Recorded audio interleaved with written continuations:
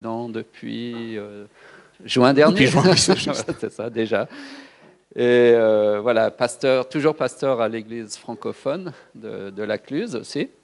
Voilà. Nuestro nuevo presidente desde junio, siempre pastor en la iglesia central que todos conocemos. Voilà, et donc marié à une femme. Casado con una mujer. Et trois enfants. Tiene 3 hijos. Voilà, donc les plus jeunes connaissent mes 2 garçons. Sí, los más jóvenes de aquí conocen a sus hijos pequeños. Lors des parties de foot. Sí, juega mucho al fútbol también, él y sus hijos. Voilà, donc l'aîné a 25 ans et le petit dernier 19 ans et ma fille 23 ans. Voilà. Sus hijos, los chicos 25, 19 y la chica 23. Voilà, donc vous voyez, je suis assez vieux. No es tan joven, dice. Pues muy bien. Voilà. Oui. Quelque chose d'autre ou... En tout cas, nous, on est très contents de pouvoir partager ces moments avec toi et puis d'écouter un de tes messages. Merci. Voilà. Moi aussi, Dieu bénisse ta parole. Merci. Je suis aussi très heureux d'être parmi vous et de pouvoir partager ce sabbat et ce temps de culte au sein de votre assemblée. Merci. Muy feliz de estar con nosotros hoy también. Merci, Olivier. Merci. Alors, je viens d'apprendre que vous terminez une semaine, les 10 jours de prière sur le thème du Saint-Esprit, à la recherche du Saint-Esprit, c'est ça? À croire qu'on l'a perdu, si on écoute ce titre. Mais c'est un peu le thème de ma prédication ce matin. Effectivement, c'est cette question d'une humanité qui s'est perdue. Ce n'est pas le Saint-Esprit qui s'est perdu, mais je crois que c'est cette humanité, chacun de nous, qui nous sommes perdus en route, loin du Seigneur. Et toute la Bible, le sens même de la religion, le mot religion, religare, vient de relier. C'est-à-dire c'est la véritable et la vraie religion, c'est celle qui est capable de relier l'homme à Dieu, de relier l'homme à son prochain, de relier l'homme à lui-même. Parce que le cœur du péché, c'est justement la rupture. C'est cette idée de rupture. Alors pour commencer et voir si vous êtes des bons étudiants en théologie et biblique, je vais vous poser une première question. Est-ce que vous sauriez me dire quelle est la première parole que Dieu prononce après le péché d'Adam et Ève? Quelle est la première chose que Dieu dit à l'humanité? Alors, j'entends pas très bien, mais il faudrait le dire en français parce que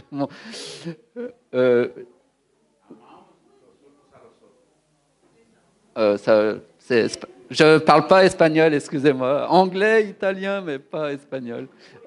Où es-tu? Oui, c'est ça. Où es-tu? Est-ce que vous remarquez que voilà, c'est la première chose que Dieu dit à l'homme, c'est où es-tu? Et nous, la première chose qu'on dit à Dieu, c'est où es-tu aussi? On a l'impression qu'il y a un problème. On ne sait pas où Dieu est et Dieu ne sait pas où on est, où nous sommes. Voilà toute la complexité de l'histoire entre Dieu et l'homme. Chacun se cherche, personne ne se trouve. Donc la première question de Dieu qu'il adresse à l'humanité alors qu'elle vient de faire un choix de manger, de franchir l'interdit posé par Dieu, c'est une question. Où es-tu? Et pourquoi Dieu pose cette question-là? Pourquoi est-ce qu'il pose cette question? Est-ce que vous pourriez me dire en français? Oui, parce qu'il se cache, tout simplement. Le texte biblique, donc je vous invite à ouvrir la parole de Dieu au chapitre 3 du livre de la Genèse. La Bible nous dit effectivement qu'il se cachait. Et pourquoi est-ce que, encore une nouvelle question, pourquoi est-ce qu'il se cache? Pourquoi est-ce que nous nous cachons? Parce que je voudrais vous proposer de réfléchir sur l'histoire d'Adam et Ève, non pas comme si c'était leur propre histoire, mais comme si c'est votre propre histoire. Parce que vous allez voir que Adam et Ève, c'est le symbole de la condition humaine universelle. chacun de nous, chacun de vous, pouvons nous identifier à travers cette histoire-là. C'est pour ça qu'on dit que ce sont nos premiers parents, mais vous verrez que vous ressemblez beaucoup à vos premiers parents. C'est ce qui est assez interpellant à travers cette histoire-là, parce qu'elle est très ancienne, mais très, très actuelle. Donc, pourquoi l'homme et la femme se cachent ? Ils ont peur, mais Adam le dit, oui, effectivement, quand Adam va accepter de répondre à Dieu, parce qu'il ne répond pas tout de suite, mais quand il accepte, il dit, j'ai eu peur. Mais quelle est la cause de cette peur ?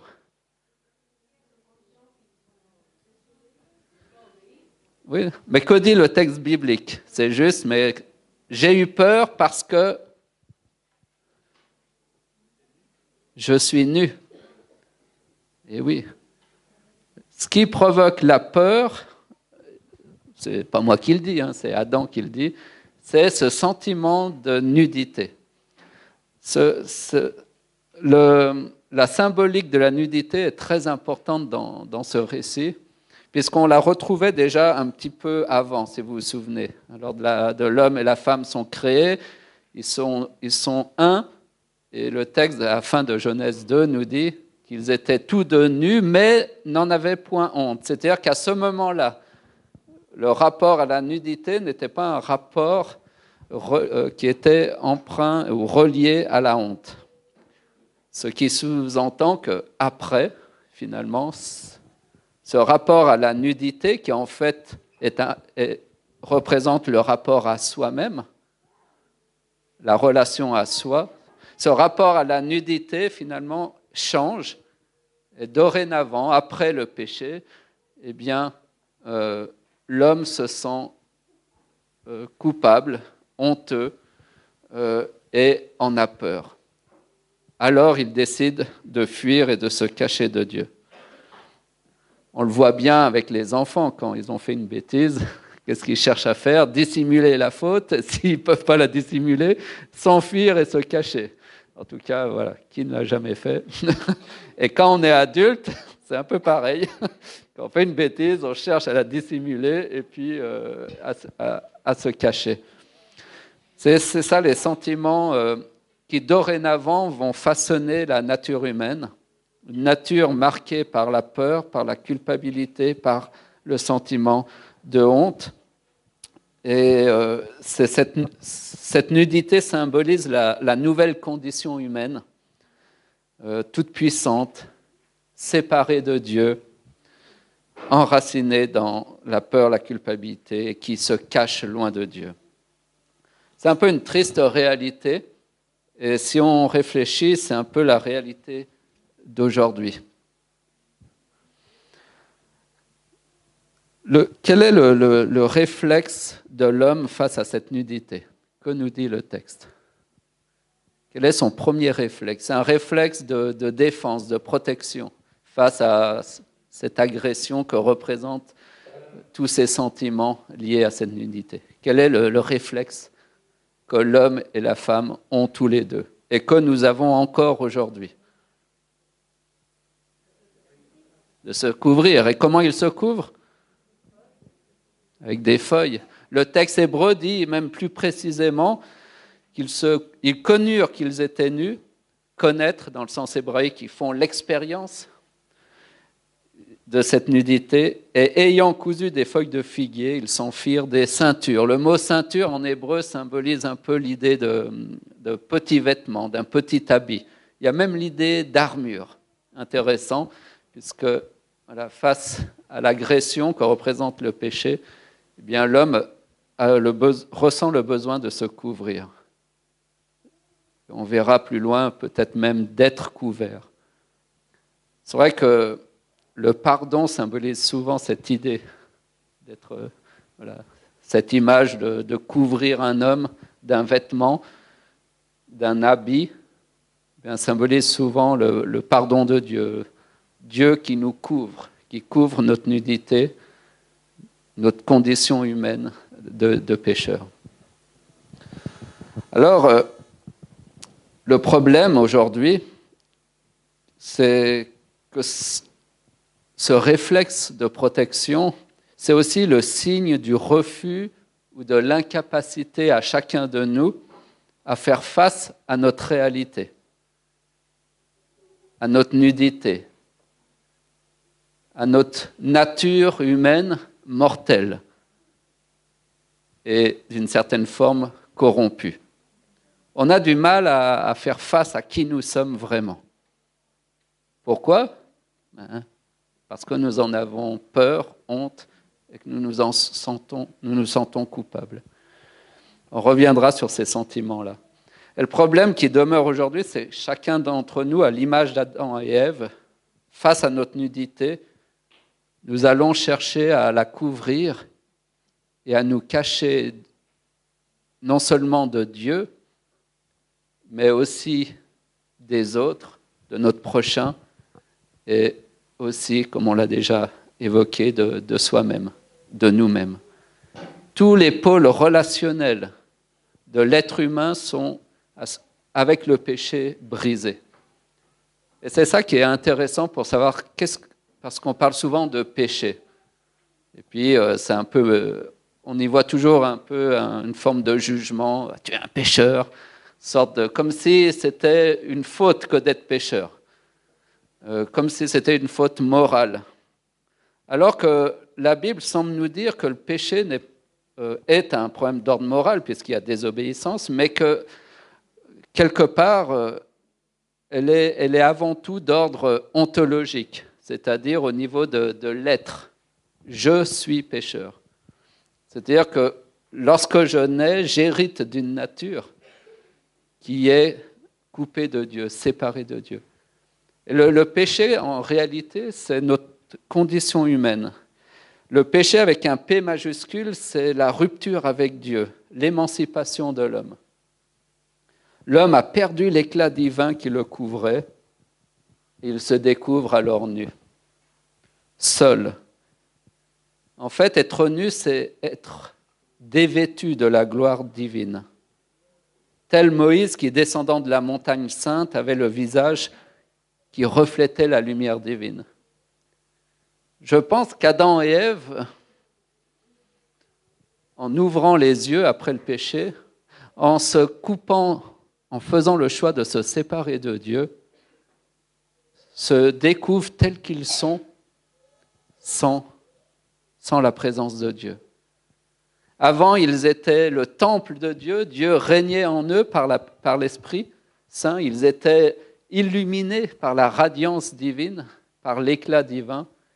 Et là, j'imagine, je n'y étais pas, mais j'imagine que ce qui leur fait peur, ce qui les trouble au plus profond d'eux, c'est qu'ils sentent qu'ils ont perdu quelque chose, qu'ils ont perdu quelqu'un, qu'ils ont perdu cette gloire qui les habillait, qui les revêtait. Et ils se découvrent nus, c'est-à-dire vides, seuls, comme s'il manquait quelque chose. Quand j'étais jeune, je n'étais pas croyant, je me disais athée, anti-religieux, il fallait par la science et la raison. Je vous explique, je suis un Français, pour pas que vous soyez étonnés. Par la science et l'humanisme, la raison, eh bien, nous allions enfin nous être délivrés des chaînes de la superstition, des religions, et découvrir la vraie vérité, le vrai sens de l'histoire, etc. Mais il fallait qu'on s'affranchisse des superstitions et des légendes des hommes. Et pourquoi je vous disais ça? J'ai fait une parenthèse et je me suis perdu dans ma parenthèse.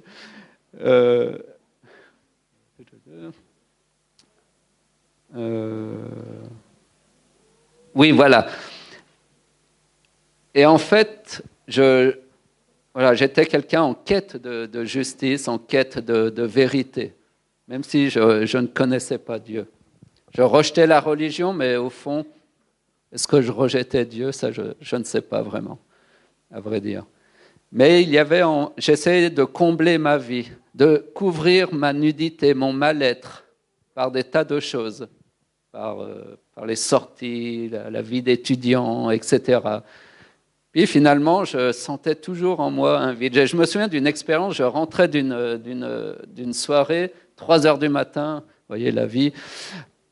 J'étais quelqu'un entouré d'amis, je n'étais pas quelqu'un de paumé, d'abîmé, d'égaré. J'avais vraiment une vie sociale correcte, normale, etc., des amis d'enfance très proches, etc. Je rentre d'une soirée entouré d'amis, et je m'allonge dans ma chambre, et à ce moment-là, je ressens un profond vide, un vide intérieur qui m'a fait peur.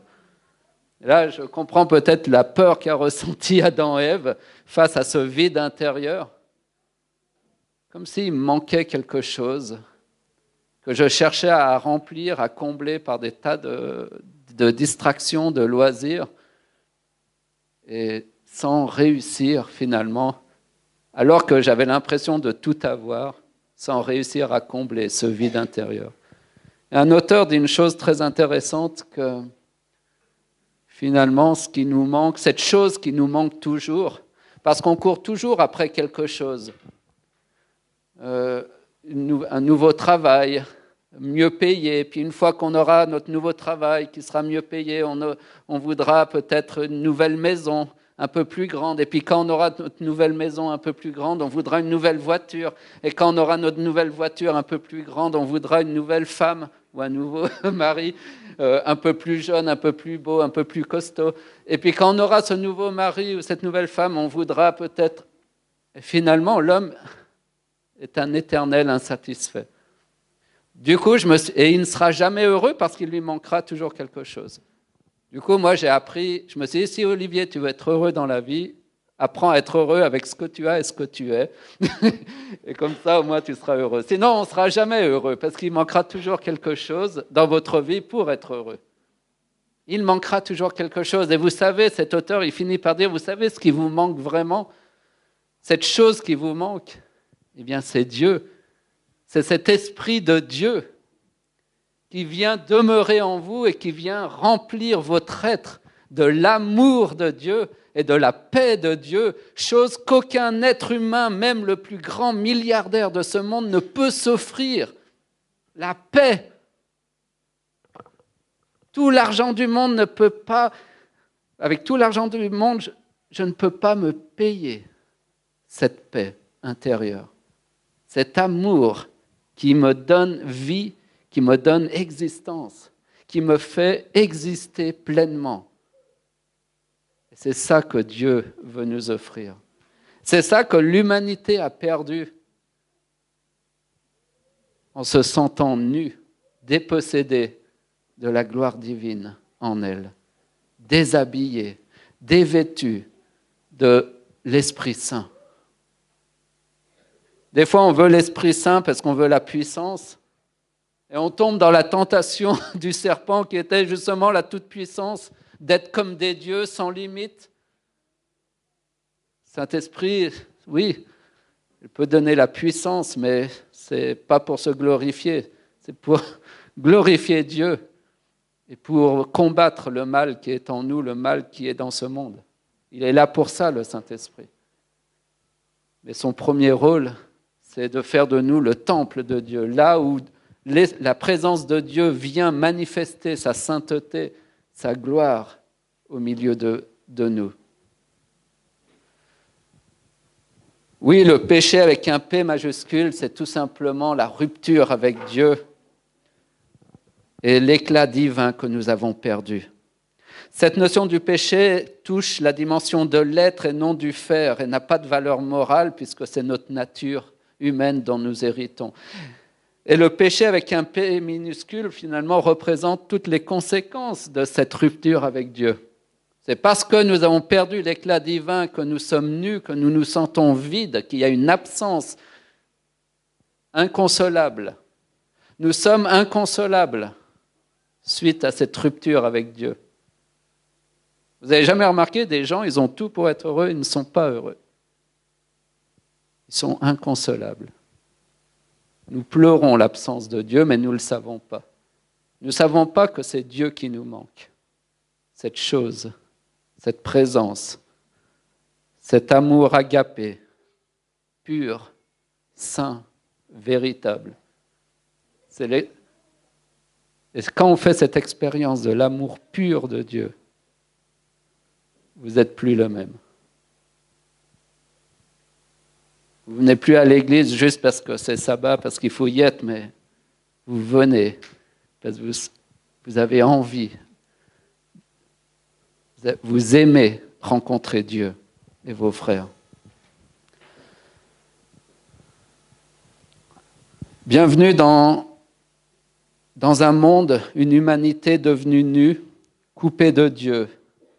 Mais je vous propose d'aller un peu plus loin, parce que souvent on limite finalement les choses à cette relation brisée avec Dieu. Mais une chose qui est très difficile, c'est aussi la rupture de l'homme avec lui-même. Je l'ai un peu évoqué tout à l'heure. Se couper de Dieu, c'est se couper de soi-même. Je ne connaissais pas Dieu, je ne me connaissais pas. Quand Dieu m'a appelé pour être pasteur, je disais non, non, non, non, non. Un jour, je vous raconterai l'histoire. Elle est assez extraordinaire, à l'image de notre Dieu. Je disais non, non, non, non, et Dieu disait si, si, si, si, si. Ça a duré un petit moment, le temps de la révolte de l'être humain. Et puis finalement, j'ai voulu convaincre Dieu qu'il avait tort, et il m'a convaincu que j'avais tort. Et finalement, en découvrant Dieu, je me suis découvert moi-même. Dieu voyait des choses en moi que moi, je ne voyais pas. Et ça, c'est extraordinaire. Rencontrer Dieu, c'est aussi se rencontrer soi-même. Perdre Dieu, c'est aussi se perdre soi-même de vue. Réfléchissons un peu. Dans ce texte-là, l'homme se couvre. C'est-à-dire qu'il refuse de faire face à ce qu'il est devenu. Il a peur de regarder les choses en face. Il a peur de regarder sa vie telle qu'elle est. Il a peur de regarder cette nudité parce qu'il ne peut pas l'accepter à ce moment-là. Sous le choc. Psychologiquement, ça s'explique. Donc, d'ailleurs, c'est le réflexe de protection. Psychologiquement, ça s'explique aussi. Et ce texte, vieux de milliers d'années, la psychologie n'a rien inventé. Tous les fondements psychologiques sont dans cette histoire-là. C'est ce qui rend ce texte juste extraordinaire. Réflexe de se protéger. Mais ça pose un souci si nous avons peur de faire face à notre histoire, à ce que nous sommes devenus. Peur de faire face à son passé. Peur de faire face à ses peurs. Peur de faire face à ses fautes. Peur de faire face à ses souffrances. Combien de nous, ici, souffrons encore de notre passé et refusons de l'intégrer dans notre vie, dans notre réalité. Mais ce passé me persécute sans arrêt. Mais j'ai peur de l'affronter, de le regarder les yeux dans les yeux, de regarder mes fautes en face, de regarder peut-être les fautes des autres envers moi en face, de regarder peut-être ma colère, mes déceptions, ma haine, mes jalousies. Et c'est ça le problème de l'être humain. C'est qu'il se déconnecte de lui-même. Au lieu de faire face à sa nudité, à ce qu'il est vraiment, eh bien, il se fait un habit. Il se cache derrière un habit, une armure. Et ainsi, toutes les relations, on va le voir, deviennent faussées, que ce soit la relation à moi ou la relation à l'autre. Avec cet habit, finalement, je me cache et je fais croire aux autres et je fais croire à moi-même que je suis cette personne-là. Et chacun de nous avons trouvé un habit de bonne taille, à la bonne taille pour nous. Alors certains sera un habit un peu rebelle, tout ça, contre la société. À mon époque, on écoutait beaucoup le punk, on dansait le pogo, tout ça. C'était des trucs très violents et tout, on se tapait dessus, etc. Vous dites, mais le président, il faisait ça. Ouais. Mais voilà, c'était pourquoi je faisais ça, parce que j'étais dans une quête de justice. Et je ne me reconnaissais pas dans ce monde corrompu, injuste. Et j'avais soif de cette justice-là. Et je me rebellais parce que j'étais contre cette société-là. Donc, mais malheureusement, je me rebellais de la mauvaise manière. Alors, on se met des habits, on se donne un air. Certains, ce n'est pas des habits rebelles. Il y en a, ils préfèrent... C'est l'habit le plus... Certains, ils préfèrent être cool, avoir l'air playboy, etc., etc. D'autres, c'est homme d'affaires. Puis le vêtement le plus vicieux et le plus difficile à repérer, c'est l'habit religieux. Alors celui-là, il donne l'impression qu'on est réconcilié avec Dieu. On a l'air d'un chrétien, mais en fait, c'est juste un habit. Jamais dans notre vie, ce chrétien n'a osé faire face à ce qu'il est vraiment, à sa nature pécheresse, à sa nudité. Alors il se couvre derrière avec un habit religieux, tels les pharisiens, mais sa vie n'est pas transformée. C'est le salut par les œuvres, il cherche à régler le problème de sa nudité par lui-même, en se faisant des habits. Qui est-ce qui fait l'habit? Qui est le sujet?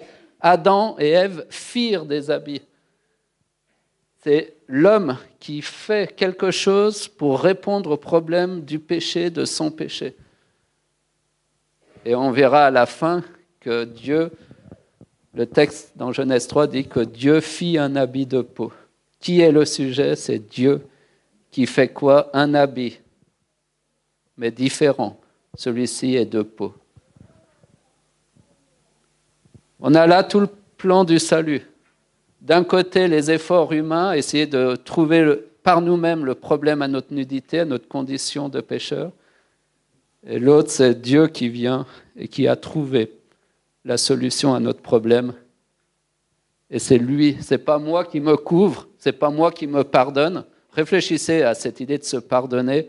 Comment on peut se pardonner? Comment on peut être son propre juge?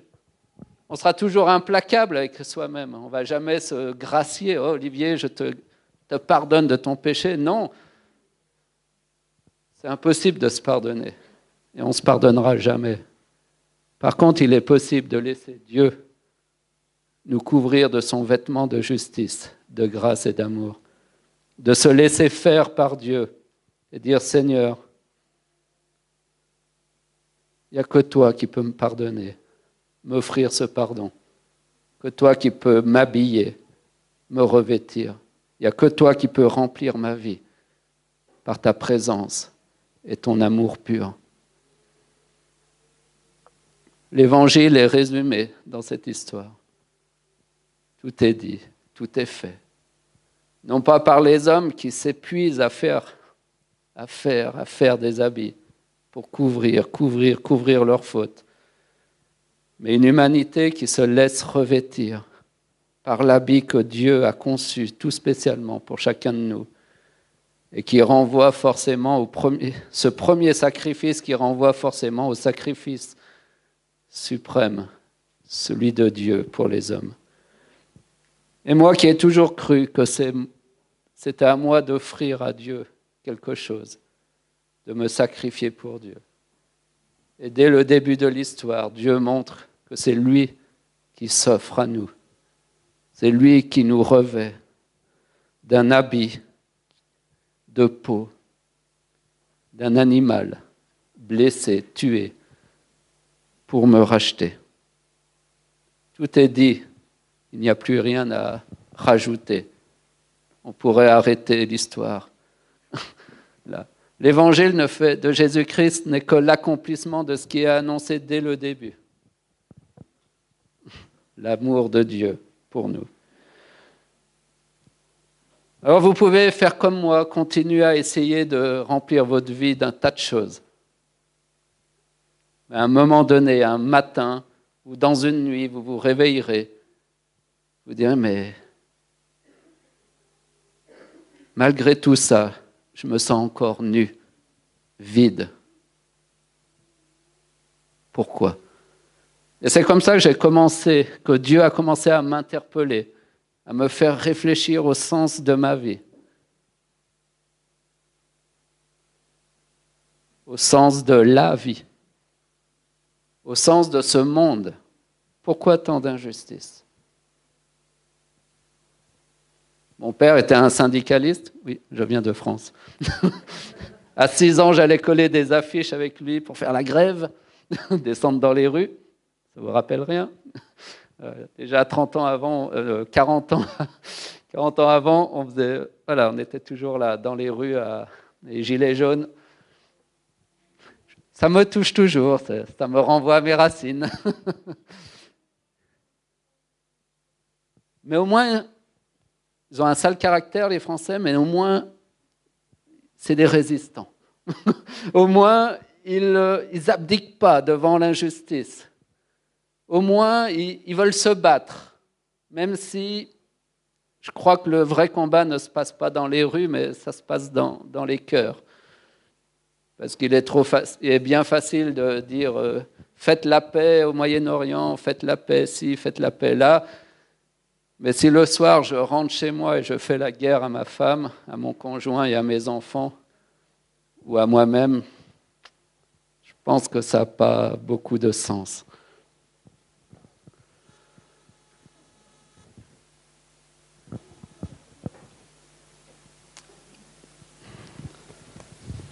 À force de se cacher, de se mentir à soi-même, la vraie question qui se pose, c'est finalement, savons-nous qui nous sommes vraiment ? La question de l'identité. Qui sommes-nous vraiment ? À force de jouer le personnage, quelle est la vraie personne que je suis ? Vous savez pourquoi Adam et Ève ont fui Dieu ? Parce que faire face à Dieu, c'est faire face à soi-même. Faire face à Dieu, c'est faire face à la vérité telle qu'elle est, sans faux semblant. Et nous, des fois, on ne préfère pas la vérité, on préfère le mensonge. On préfère se mentir à soi-même et aux autres. Et ça aussi, c'est une autre chose dramatique, c'est le troisième pôle relationnel brisé, qui est la relation à mon prochain. En me cachant, en me couvrant, Adam et Ève, en se couvrant, pour la première fois, ils ne sont plus nus l'un devant l'autre. Avant, ils l'étaient, ils n'éprouvaient pas de honte, mais cette fois-ci, la relation est marquée par ce sentiment de honte entre Adam et Ève, au sein même du couple, entre nous, entre les hommes, femmes, enfin entre humains. Ce sentiment de honte fait qu'on se cache les uns des autres et on ne se révèle pas tel qu'on est vraiment parce qu'on a peur du regard de l'autre et du jugement de l'autre. On a peur du jugement de l'autre parce qu'en fait, on s'est déjà jugé soi-même. Et on pense que l'autre me jugera comme je me juge moi-même. On parle toujours du jugement de Dieu comme si Dieu était cruel, méchant. Mais vous savez, le jugement de Dieu, c'est juste notre propre jugement, quelque part. On a peut-être plus... je pense que Dieu est moins dur envers nous que nous le sommes envers nous-mêmes. Le jugement de Dieu est bien plus clément que le jugement que nous avons envers nous-mêmes. Nous sommes bien plus durs que Dieu, croyez-moi. Et c'est pour ça on préfère un Dieu dur, violent, comme nous le sommes, qu'un Dieu bon, parce que finalement, nous nous identifions plus à cette violence de Dieu, qui est en nous. Mais le drame, c'est que cette communion douce et paisible entre l'homme et la femme vont maintenant devenir des relations marquées par la honte, culpabilité et la peur qui nous poussent à nous cacher les uns et les autres. Et on voit aujourd'hui combien il est difficile d'être relié à l'autre. Même au sein du couple, où c'est le lieu le plus protégé et préservé, où on peut se dévoiler, même au sein du couple, on n'arrive plus à vivre, à être nus l'un devant l'autre. La nudité, ce n'est pas seulement physique. C'est aussi moral, spirituel. C'est-à-dire que je suis nu devant toi, c'est-à-dire que je me présente devant toi tel que je suis vraiment, sans artifice, avec mes hontes, avec mes peurs, avec mes faiblesses, mes défauts, et de se savoir accueilli par l'autre. C'est extraordinaire si on arrive à vivre ça au sein du couple. C'est extraordinaire. On voit certains qui sourient. C'est beau. C'est pour ça, des fois, on est très lourdeau avec la sexualité. Les jeunes, ils nous saoulent avec le mariage, pas de relation avant, tout ça. Mais c'est juste parce que la sexualité, c'est le lieu le plus profond d'une relation qu'on peut avoir. Ce n'est pas seulement la nudité physique, l'un et l'autre, mais c'est un temps de communion physique et de communion spirituelle. Aujourd'hui, on évoque la sexualité qu'à travers le physique. Ça devient même des exploits, des trucs incroyables qu'ils arrivent à faire. Puis on se sent tous, comment ils font ça? Mais nous avons la chance et la grâce de connaître le vrai sens de la sexualité et de pouvoir vivre des choses que peut-être peu de gens vivent. Cette communion de corps, d'âme et d'esprit avec sa femme, avec son mari. Et ça, c'est quelque chose qui doit être préservé. Pour vivre ça, on ne peut pas se contenter de relations superficielles, sans lendemain. Pour vivre et accéder à cette expérience de communion spirituelle au sein du couple, eh bien, il faut prendre le temps de construire une relation de confiance, d'amour. Et cette relation, elle doit passer par le mariage, parce que le mariage, c'est l'engagement de l'un envers l'autre. Et c'est à travers cet engagement de l'un envers l'autre qu'alors, je pense, l'homme et la femme peuvent oser se révéler l'un devant l'autre, tels qu'ils sont vraiment, et d'être accueillis et aimés tels qu'ils sont vraiment. Et ça, c'est beau. C'est ça le projet de Dieu. Vous voyez, on en est loin. Le péché brise tout, casse tout. Vos yeux s'ouvriront, avait promis le serpent. Effectivement, ils se sont ouverts, mais pas sur la bonne chose. Toujours ça, le serpent. Il dit les choses qu'à moitié. Il dit jamais tout. Il s'ouvre sur la nudité et finalement, les yeux ouverts vont vite se refermer.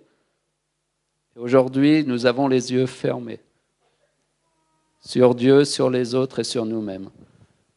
Et nous nous cachons loin de la face de l'Éternel, dit le texte au verset 8. Telle est la réalité humaine. Une humanité qui se cache loin de la face de l'Éternel. Ça, c'est vraiment un texte qui nous dit où en est l'humanité, où nous en sommes, loin de la face de l'Éternel.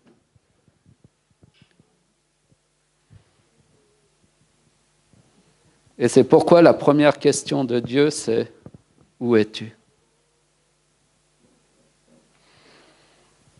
Mais l'Éternel Dieu appela l'homme et lui dit « Où es-tu » ? Il répondit « J'ai entendu ta voix dans le jardin et j'ai eu peur parce que je suis nu et je me suis caché. » Ce nouveau personnage qui entre en scène avait déjà tenté par sa voix, qui a fait écho dans le jardin, mais avait échoué face à la fuite du couple. Ce mais, l'Éternel, ce mais évoque l'insistance de Dieu, qui malgré tout ce qui s'est passé, tente une nouvelle fois de jeter un pont entre lui et ses enfants. Cette insistance de Dieu révèle tout l'amour de Dieu. Il n'abandonne jamais à nous rechercher, même si nous lui avons fermé la porte à maintes reprises. Il ne nous abandonne jamais à notre propre condition et à notre propre sort. Mais seulement la voix même de Dieu inspire la crainte chez l'homme. Adam lui-même avouera « J'ai entendu ta voix dans le jardin et j'ai eu peur. Et je me suis caché. » La voix de Dieu fait peur. Étonnant, hein?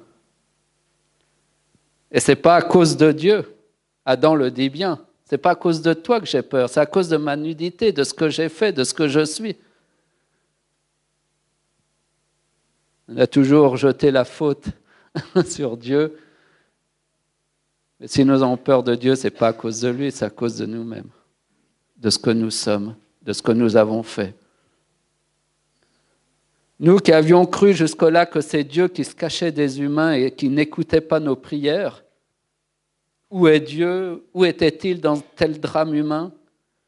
Comme Gédéon, convaincu que Dieu les a abandonnés à leur sort, se demandant où est Dieu, tout en étant incapable de se rendre compte que Dieu était là, en face de lui, à ses côtés.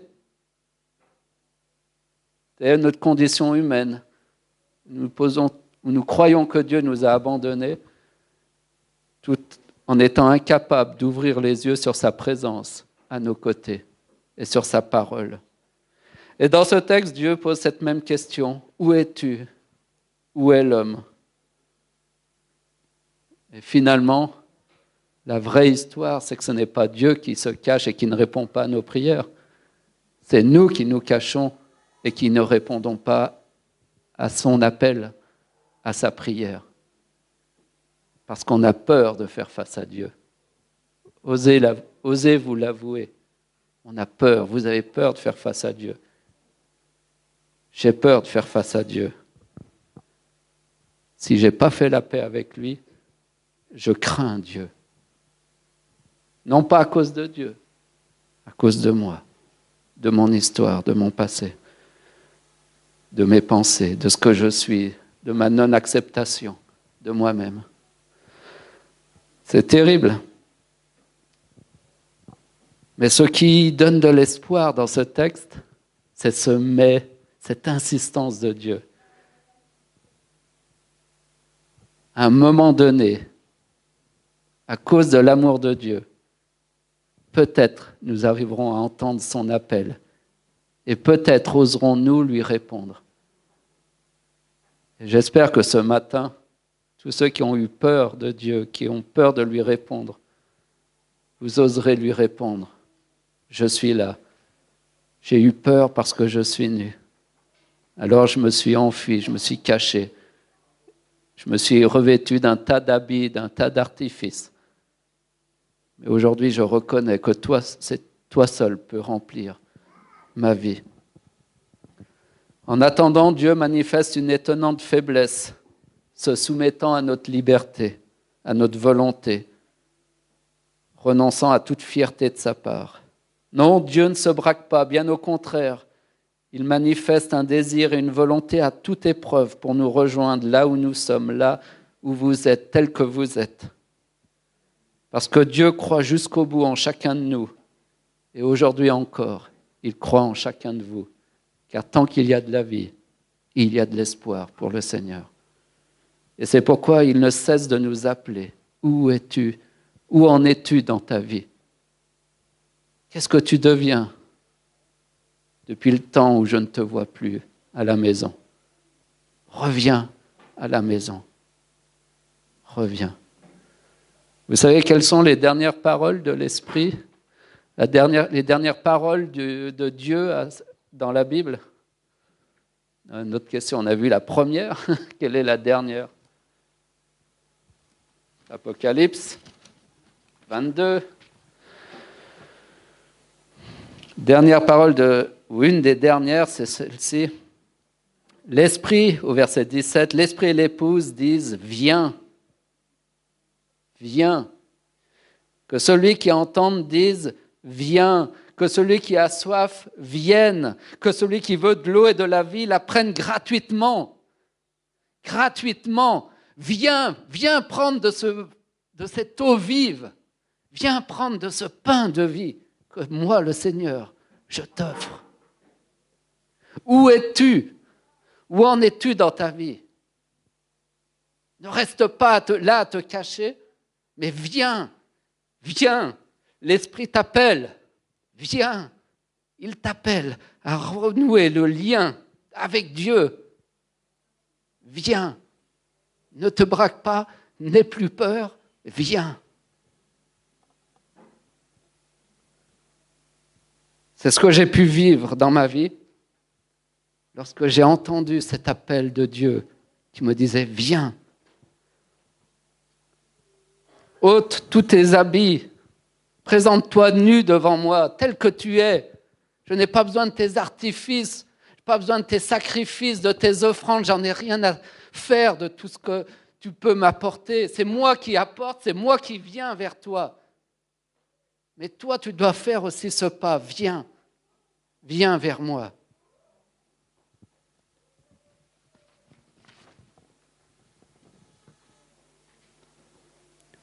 Face à ma quête de justice, face à ce vide intérieur, alors que de l'extérieur, ma vie paraissait pleine et remplie.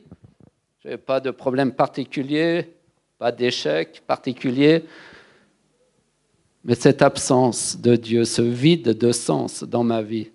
L'athéisme est la pire des croyances. Elle déshumanise l'être que je suis à l'image et à la gloire de Dieu. Elle fait de moi un simple animal, une bête, un singe, idiot, alors que Dieu avait fait de moi quelque chose de bien plus beau, de bien plus grand. C'est dur de vivre sans Dieu, même si en ayant vécu tellement loin, on s'y habitue, qu'on trouve des artifices, des habits qui nous donnent l'impression que tout est beau, tout va bien dans ma vie. Mais ce ne sont que des illusions. Car tôt ou tard, la maladie, la mort, le deuil nous frappent et nous ramènent à notre condition humaine. On peut refouler jusqu'à un certain moment les choses. Mais à un moment donné, il faut faire face à soi, faire face à Dieu. Dieu m'a touché à travers mon ami qui allait devenir mon futur beau-frère.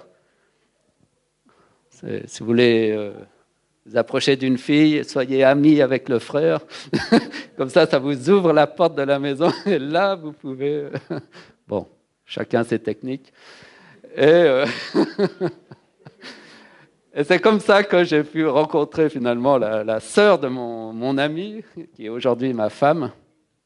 Et voilà, c'était une famille chrétienne, adventiste, et les enfants un peu en marge. Les enfants d'adventistes, c'est pas toujours facile, parce qu'il faut, voilà, je connais pas ça, mais ils ont des combats que moi j'ai pas eu. Moi, j'ai dû me battre pour me faire baptiser. Eux, c'est les autres qui se battent pour qu'ils se font baptiser, donc c'est deux approches différentes.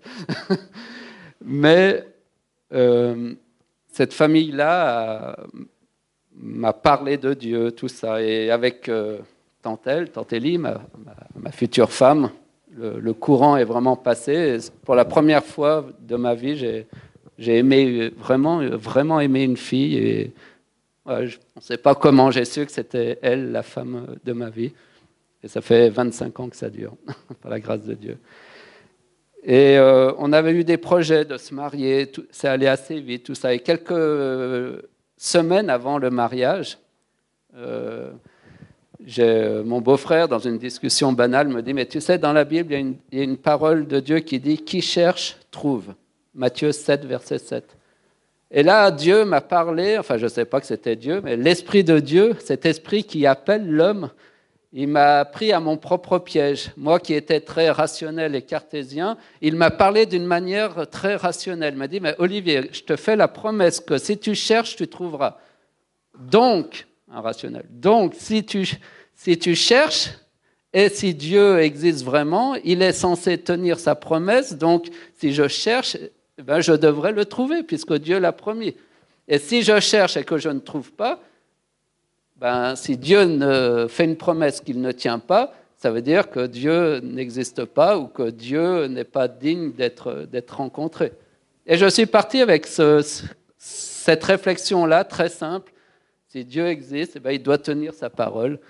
Et je vais le chercher, et je devrais du coup le trouver. Et je n'ai parlé à personne de cette quête-là, puisque pour moi, c'était quelque chose d'un peu déstabilisant. Et si j'en parlais à mes amis, ils allaient dire, mais qu'est-ce qui se passe? Parce que si on parle de foi et de religion dans les milieux athées, on a l'impression que ça ne va pas, quoi. Quel est ton problème? Ma mère disait, mais qu'est-ce que j'ai raté dans l'éducation de mon fils? Voilà, quand je suis devenu pasteur. Donc, quel est le problème? Donc, je n'allais pas dire aux gens que je recherchais Dieu, mais c'était entre moi et lui, et tout simplement. Mais je n'avais aucune culture religieuse et je ne savais pas comment trouver ce Dieu-là. Alors, j'ai cherché, mais je ne trouvais rien. 1 mois, 2 mois, 3 mois. Et je me suis marié, même si je n'étais pas adventiste. Et voilà, comme quoi Dieu arrive toujours à tout rattraper. Hein. Et 3 semaines après mon mariage, j'avais toujours cette question en moi, est-ce que Dieu existe? Je ne trouvais pas, mais il y avait quelque chose qui me disait, mais n'abandonne pas, continue, cherche. J'avais besoin d'une conviction. Dieu existe ou Dieu n'existe pas. C'était vraiment 50-50. J'étais ouvert à l'idée que Dieu puisse exister. Moi qui croyais que non. Et ne sachant plus comment trouver la solution, un soir, je n'arrivais plus à trouver le sommeil parce que cette question me devenait de plus en plus une obsession. Il faut que je trouve la solution. Mais comment savoir si Dieu existe? C'est quand même une sacrée question, hein? Sacrée question. Mais ô combien importante.